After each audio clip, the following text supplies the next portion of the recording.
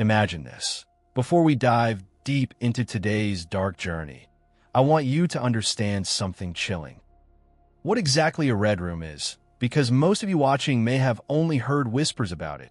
Urban legends traded on forums, scary videos on TikTok, or half-baked Reddit threads. But in the hidden corners of the internet that people call the dark web, red rooms are said to be live-stream torture chambers where anonymous viewers pay in cryptocurrency to watch in real time as human lives are destroyed. And some even say the viewers can control what happens to the victim, pressing buttons, sending chat requests, voting on whether the next act should be pain, humiliation, or death. So before you continue, smash that like button, subscribe if you dare, and keep watching because what I am about to share will make you question everything about the internet you thought was safe.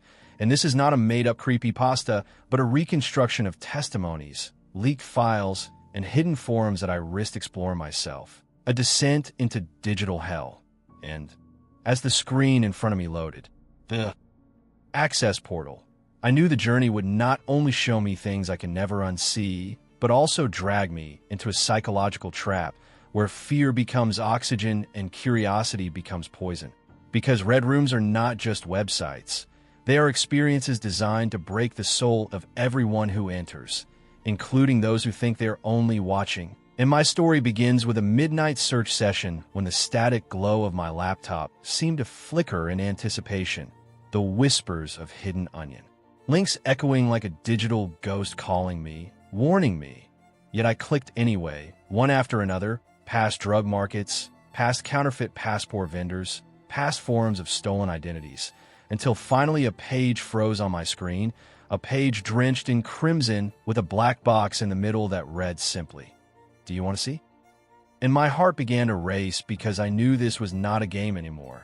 This was the entrance to something forbidden, the threshold to a digital slaughterhouse.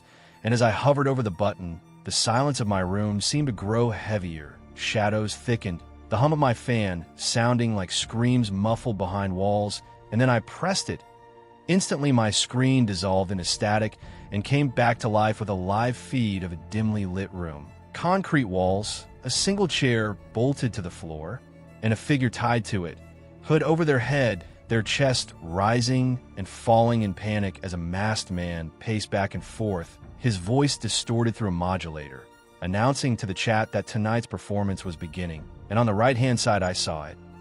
The live comments of people typing commands, sending tips in Bitcoin, suggestions like cut the hand, burn the skin, show the face, and the masked figure obeyed them one by one like a servant of pure cruelty. And my brain screamed at me to close the laptop, but my fingers froze, transfixed, as if hypnotized by the reality that human suffering had become entertainment. That pain was currency. And then it got worse, because suddenly a prompt appeared asking me to participate, telling me if I deposited coins into a listed wallet, I too could choose what happened next, that my command would be executed live. And for a moment my morality collapsed under the weight of temptation.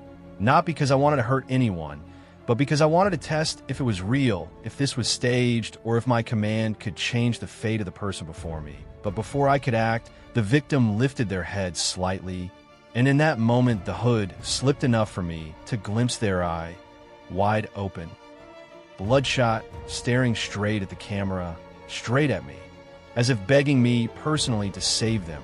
Not the chat, not the masked man, but me, and it followed me for the rest of the night, haunting me with its plea, its silent scream louder than any sound. And I closed the laptop, thinking it was over, thinking I had escaped, but that's the trick of red rooms. You never really leave, because days later I began receiving emails from addresses I didn't recognize, messages that said, "We saw you watching," and attached screenshots of my own face lit by my laptop screen, taken from my webcam that I swore had been off. And that's when paranoia consumed me. Every shadow in my room felt alive. Every sound outside my window felt like footsteps. Every email notification felt like a death sentence. And I realized I had not just stumbled into the red room. I had been marked by it, part of their archive, part of their audience forever. And from that day forward, I understood the true horror. Not just the torture, not just the death, but the idea that once you see inside, the red room never lets you go, It follows you into your waking life, into your dreams, into your soul. So if you're watching this video right now and thinking of searching for it yourself, remember this.